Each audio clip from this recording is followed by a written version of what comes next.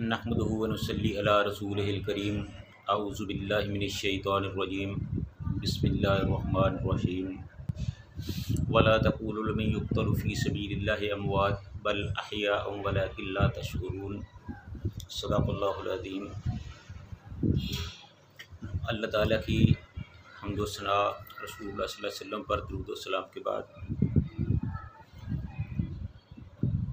जैसा कि आपको पता है कि इससे पहले हम हज़रत जाफ़िर बिन अबी तालिब रज़ी अल्लाह ताला अन्हु के बारे में गुफ्तगू कर चुके हैं और आज उसका जो बकिया हिस्सा है उस पर हम इंशाअल्लाह गुफ्तगू करेंगे। रसूलुल्लाह सल्लल्लाहु अलैहि वसल्लम फरमाते हैं कि हज़रत जाफ़िर रज़ी अल्लाह ताला अन्हु शक्लो सूरत और अखलाको आदात के हवाले से मुझसे बहुत मशाबा हैं। इससे हज़रत जाफ़िर रज़ी अल्लाह ताला अन्हु की इज़्ज़त, शान, मकाम, रिफ़त और बुलंदी का खूब इजहार होता है कि जिसे रसूलुल्लाह सल्लल्लाहु अलैहि वसल्लम अपने मशाबा करार दें, उसकी शान, मकाम और इज़्ज़त के क्या कहने। इस तरह जब मुसलमान हबशा में हिजरत के लिए गए तो कुफ़ार मक्का ने अपना वफ़द भेजकर मुसलमानों को परेशान करने की कोशिश की। तो नज्जाशी ने दोनों तरफ से बात सुन के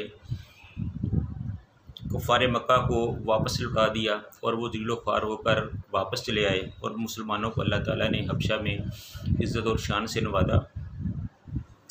नज्जाशी ने मुसलमानों को हबशा में रहने की इजाज़त दे दी और मुसलमान हबशा में खुशो खुर्रम रहने लगे। इसी सना में किसी ने ये अफवाह फैला दी कि मक्का के हालात बेहतर हो गए हैं और मक्का वालों ने इस्लाम कबूल कर लिया है, तो इसलिए वहाँ हालात अब साजगार हैं। तो बहुत से मुसलमान, जिनमें हज़रत उस्मान बिन अफ़्फ़ान रज़ी अल्लाह ताला अन्हु और रसूलुल्लाह सल्लल्लाहु अलैहि वसल्लम की प्यारी बेटी हज़रत रुक़ैया रज़ी अल्लाह ताला अन्हा भी शामिल थीं, वो मक्का में वापस चले आए। लेकिन जब उन्होंने आके देखा तो हालात पहले से भी ज़्यादा ख़राब और ख़तरनाक थे। तो इस तरह कुछ लोग तो वापस चले आए और कुछ लोग हबशा में ही रहने लगे। तो वक़्त गुज़रता गया। इस तरह 13 नबवी में जब रसूलुल्लाह सल्लल्लाहु अलैहि वसल्लम ने हिजरत मदीना का हुक्म दिया तो सब मुसलमान मदीना की तरफ हिजरत कर गए। तो ये ख़बर हबशा में भी मुसलमानों को पहुंची। तो मुसलमानों ने हबशा से हिजरत करनी शुरू कर दी। तो कुछ लोग तो वहीं रहे और कुछ लोगों ने फ़ौरन मदीना में वापसी का प्रोग्राम बना लिया। तो इस तरह वक्तन फ़वक्तन मुख्तलिफ़ वफ़ूद की सूरत में मुसलमान हबशा से आते रहे। तो 7 हिजरी में,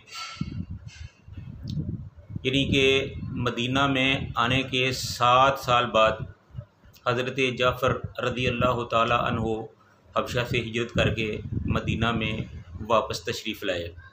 और इत्तफ़ाक़ से जब हज़रत जाफ़र बिन अबी तालिब रज़ी अल्लाह ताला अन्हु मदीना में तशरीफ़ लाए तो उस वक़्त रसूलुल्लाह सल्लल्लाहु अलैहि वसल्लम और आप सल्लल्लाहु अलैहि वसल्लम के जानसार सहाबा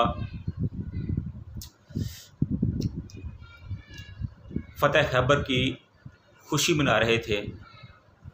इन्हीं दिनों में अल्लाह ताला ने मुसलमानों को खैबर में फ़तह अता की थी और चंद दिन पहले ही मुसलमानों की खैबर से वापसी हुई थी। तो मुसलमानों के लिए ये बड़े मुबारक और ख़ुशी के दिन थे। तो इन्हीं दिनों हज़रत जाफ़र रज़ी अल्लाह ताला अन्हु भी लौट आए। तो इस तरह मुसलमानों के लिए डबल खुशी हो गई।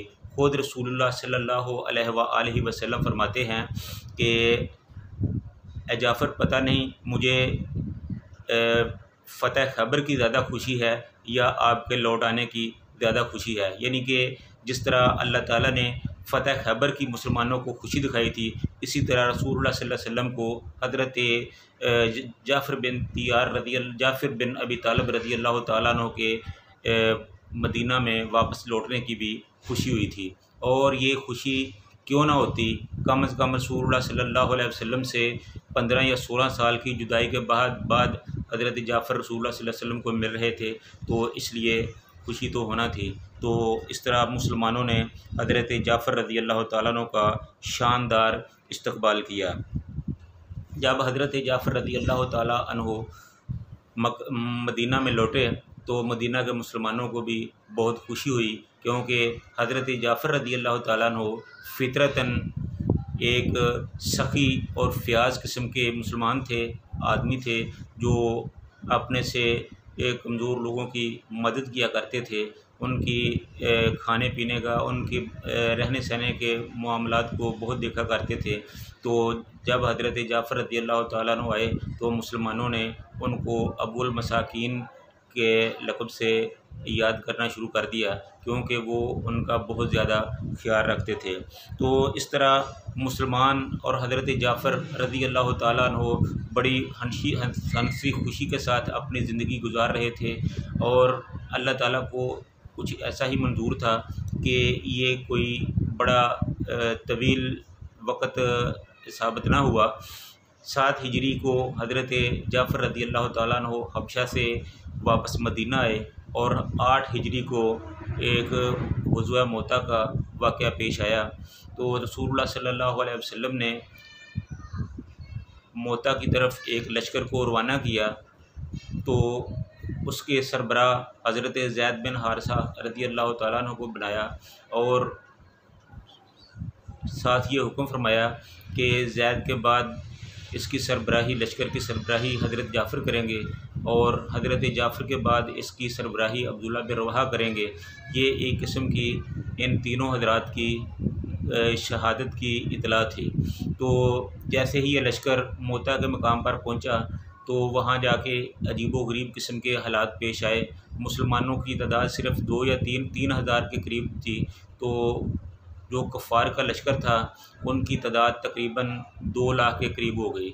एक तो 1 लाख के करीब तो ईसाई फ़ौज थी जो शाह रूम ने भेजी थी, और 1 लाख के करीब जो गस्सानी अरब थे उन्होंने अपने कबाइल को इकट्ठा करके ज़बरदस्त फ़ौज बना ली थी।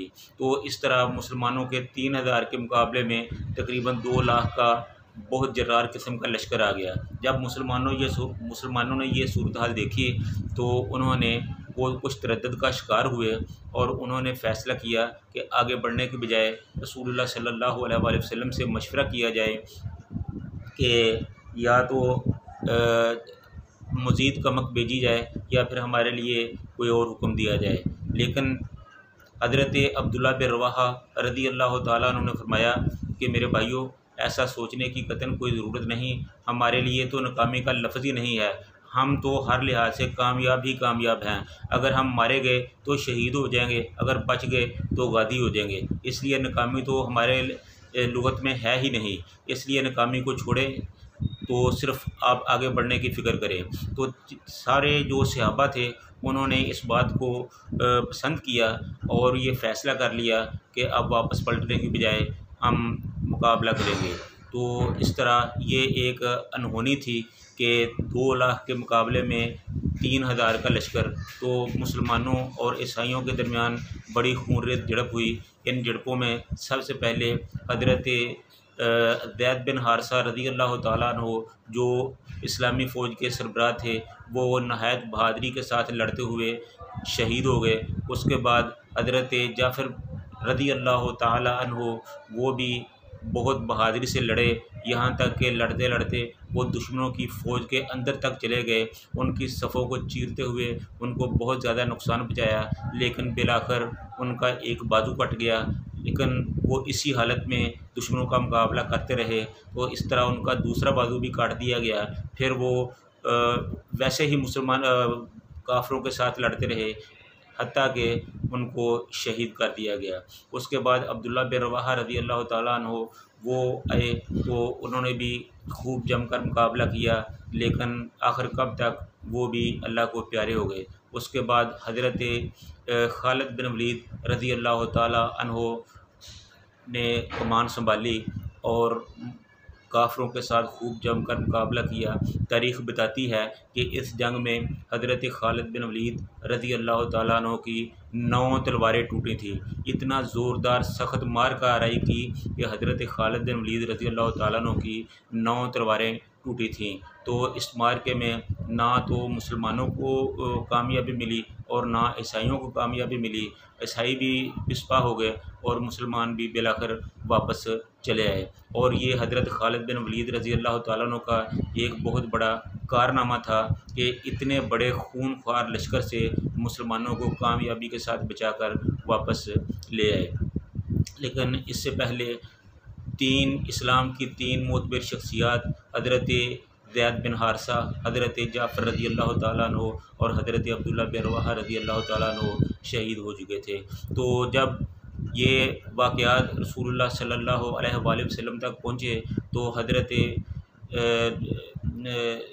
रसूलुल्लाह सल्लल्लाहु अलैहि वसल्लम हज़रत जाफ़र रज़ी अल्लाह तआला अन्हु के घर आए। तो हज़रत जाफ़र रज़ी अल्लाह तआला अन्हु की बीवी हज़रत अस्मा बिनत उमैस रज़ी अल्लाह तआला अन्हा फरमाती हैं कि मैं अपने घर में कामकाज में मसरूफ़ थी कि हमारे घर रसूलुल्लाह सल्लल्लाहु अलैहि वसल्लम तशरीफ़ लाए और उनके चेहरे पर बहुत उदासी, गमगीनी और परेशानी के आसार थे और मैं देखकर घबराई और परेशान हो गई।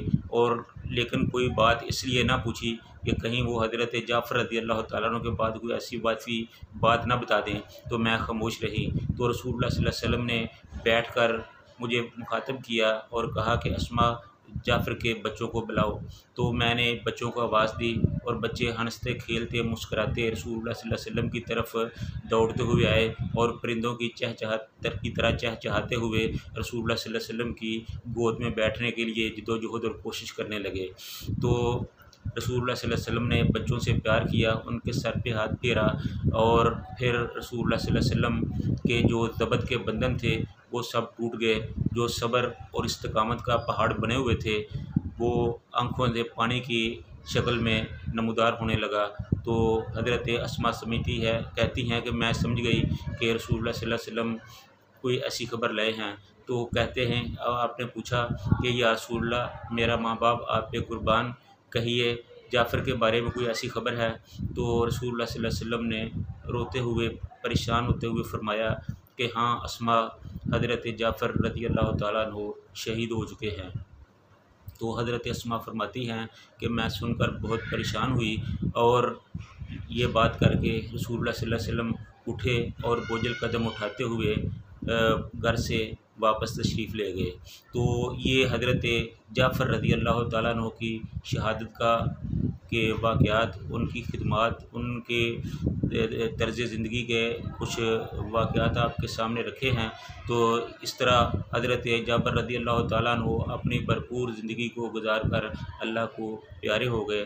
तो अल्लाह ताला से दुआ है कि अल्लाह ताला हमें भी रसूलुल्लाह सल्लल्लाहु अलैहि वसल्लम के सहाबा की तरह जीना और मरना सिखाए और हम इस्लाम की खातिर बड़ी से बड़ी कुर्बानी से कभी भी दरेग ना करें। अल्लाह ताला हमारी इन कोशिशों को कबूल व मंजूर फरमाए और अल्लाह ताला हमें तौफ़ीक बख्शे कि हम भी इस्लाम के लिए अपनी जान व माल की कुर्बानी का अज़्म रखते हुए इस पर पूरा उतर चुकें।